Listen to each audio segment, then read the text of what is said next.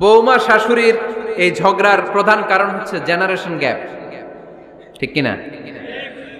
শাশুড়ি এক জেনারেশনের আর বৌমা আরেক জেনারেশনের। শাশুড়ি ভাবে একরকম, বৌমা ভাবে আরেক রকম। শাশুড়ি চায় বউর উপর খবরদারি করতে, বউ চায় শাশুড়ির উপর খবরদারি করতে। এই ডমিনেটিং এর কারণে কিলাকিলি আছে না নাই? আহা, এটা ঠিক না। আমার শাশুড়ি মায়েরা যারা আছেন, প্রথমে শাশুড়ি দিয়ে শুরু করি। আমার মাইকের আওয়াজ যে ঘরগুলাতে যায়, আমার শাশুড়ি মাদেরকে বলবো, বউদের উপর অত্যাচার করবেন না। ছেলেরা প্রশ্ন করে, তোর কাছে তোর বউ বড় না আমি বড়? আছে না নাই? এটা একটা প্রশ্ন হইল। তোর বউ বড় না আমি বড়? দুইজনেই বড়। তো এক ছেলে সুন্দর উত্তর দিছে, আমার কাছে ভালো লাগছে উত্তরটা শুনে। এক মা প্রশ্ন করছে, তোর এতদিন আমি লালন পালন করে বড় করলাম, জীবন যৌবন তোর জন্য শেষ করলাম, আজকে বউ পাইয়া বউ তোর আপন হয়ে গেল? এবার ছেলে উত্তর দিছে, মা, আমার মুখ থেকে মা ডাক শোনার জন্য তুমি কি কষ্টটাই না করছো জীবনে। 10 মাস আমারে পেটে ধারণ করলা, খাইতে পারো নাই, বমি করছো, খালি ওষুধ খাইছো, তোমার পেট কেটে আমারে বের করা হয়েছে, 2 বছর আমারে দুধ খাওয়াইছো, পেশাব পায়খানা পরিষ্কার করেছো। বয়স যখন 3-4 তখন তোমার আমি মা ডাকছি, এই মা ডাকটা শোনার জন্য তুমি এত কষ্ট করছো। আর আরেকবারের মাইয়া এই ঘরে আইসাই তোমার মা ডাকা শুরু করছে। যেই মেয়েটা তোমারে মা ডাকে সে আমার আপন হবে না কেন মা? ঠিক কিনা? এই মা ডাক শোনার জন্য তুমি এত কষ্ট করলা, আমার লালন পালন করলা, 10 মাস পেটে ধরলা, পেশাব পায়খানা পরিষ্কার করলা, এরপরে মা ডাক শুনতে পারছো। আর আরেকবারের মেয়ে জানা নাই চিনা নাই এসেই তোমার ডাকা শুরু করছে মা। তো যে আমার মারে মা ডাকে তার স্থান তো আমার কলিজায়, ঠিক কিনা? শাশুড়ি আম্মারা যারা আছেন, প্লিজ বৌমাদেরকে কষ্ট দিয়েন না। অনেক শাশুড়ি আছে পান থেকে চুন খসলে রেগে যায়, পদে পদে স্ত্রীর ভুল ধরে, বউয়ের ভুল ধরে, আছে না নাই? এটা করবেন না। সে তো নতুন, আপনার অনেক এক্সপিরিয়েন্স হতে তার সময় লাগবে, তাকে সময় দিন, তাকে ভালোবাসুন, ঠিক কিনা? না বুঝে সামান্যতে বৌমারে বদদোয়া দেয়, এরকম আছে না নাই? কিন্তু বুঝতে চায় না, বৌমারে যদি বদদোয়া দেয় তাহলে তার নিজ ছেলের পরিবারের ক্ষতি, পেটে ধরা যে ছেলে, ছেলের পরিবারের কিন্তু ক্ষতি, তার আপন নাতি নাতনিদেরই ক্ষতি। আওয়াজ করে বলেন ঠিক কিনা? বৌমাকে বদদোয়া দিয়েন না। বৌমাকে নিজের মেয়ের মতো দেখবেন। সমাধান আমি দিচ্ছি।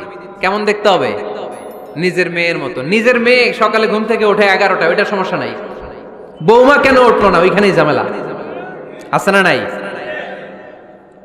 মেহেরবানি করে আপনার বৌমাকে আপনার নিজের মেয়ের মতো দেখেন। নিজের মেয়েরে যেমনি আদর করেন তাকেও অমনি আদর করেন।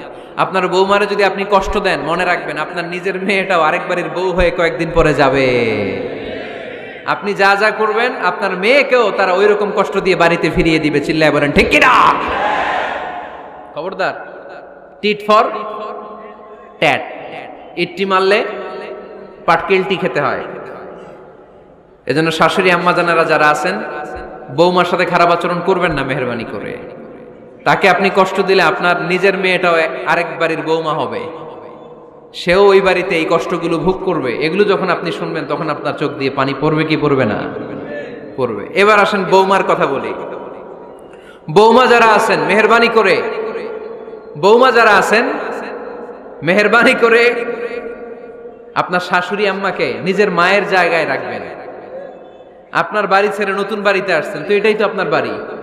আপনার মা রেখে দিয়ে নতুন মা পাইছেন, এটাই তো আপনার মা। তো ওনাকে মায়ের জায়গায় বসাতে আপনার সমস্যাটা কোথায়?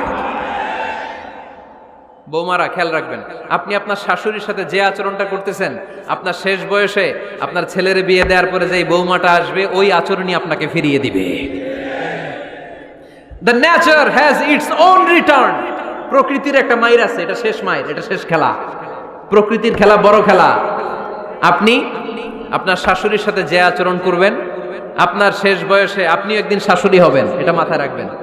ওই আচরণই আপনি ফিরে পাবেন। আওয়াজ করে বলতে হবে ঠিক কিনা?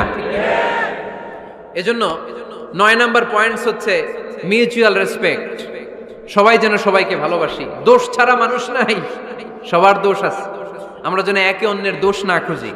বৌমারা, আপনাদের কেন যদি আমার মাইকের আওয়াজ যায়, অল্প কিছু টেকনিক অবলম্বন করলে আপনি আপনার শাশুড়ির মন জয় করতে পারবেন। শাশুড়িরা আসলে বেশি কিছু চায় না, আগের জামানার মানুষ তো, এদেরকে ওইভাবে হাত করতে হবে। মাঝে মাঝে একটু শাশুড়ির মাথায় তেল দিয়ে দেন, চুলে তেল দিয়ে দিবেন আর কি, মাঝে মাঝে চুল আশ্রয় দিবেন, এগুলো কিন্তু খুব পছন্দ করে শাশুড়িরা। ওনার প্রেশারটা একটু মেপে দিবেন, ডায়াবেটিক্সের ওষুধটা খাইলো কিনা সময় মতো খোঁজ নেবেন, কি পছন্দ করে খেতে একটু রান্না করে দিবেন।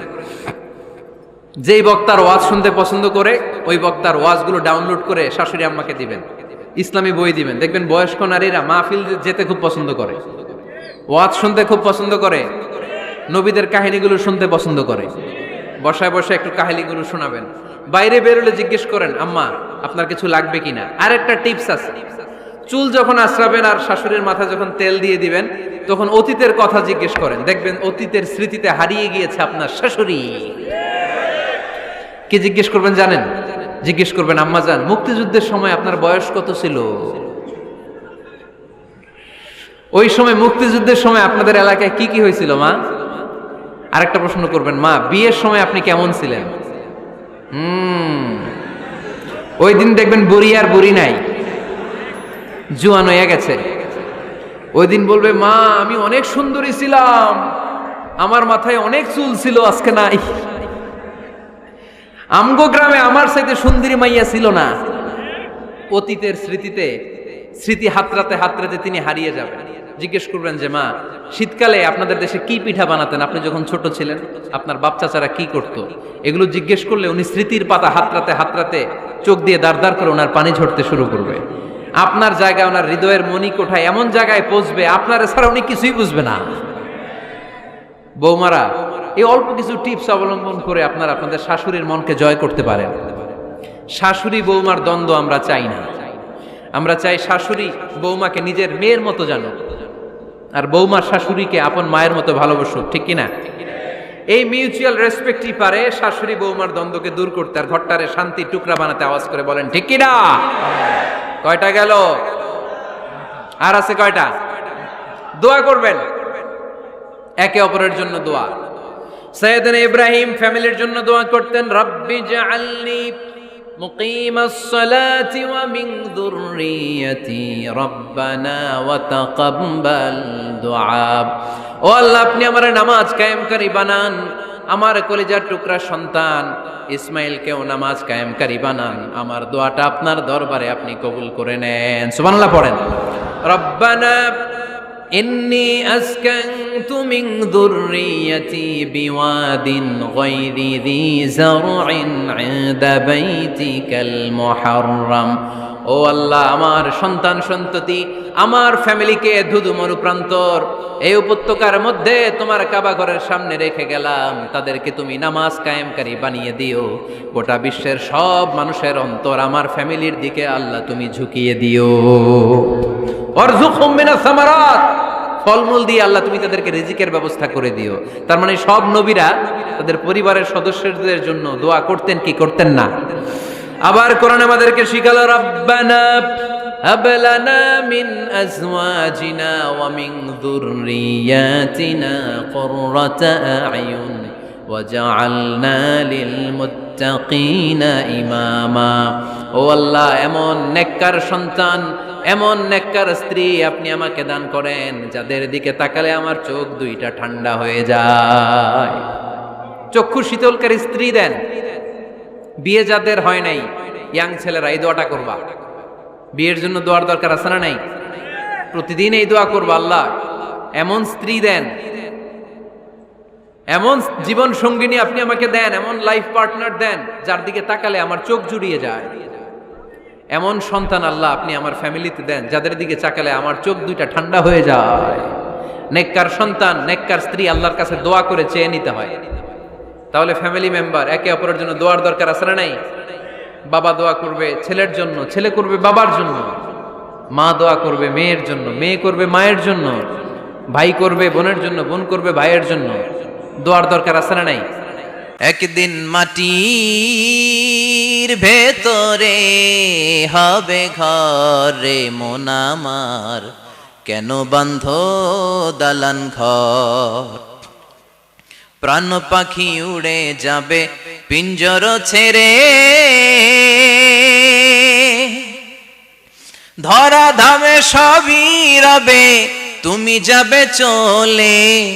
বন্ধু বান্ধব যত মাতা পিতা দ্বারা সুত সবই হবে তোমার পরে। মন আমার কেন বান্ধ দালান ঘর, একদিন মাটির ভেতরে হবে ঘরে। মন আমার কেন বান্ধ দালান ঘর।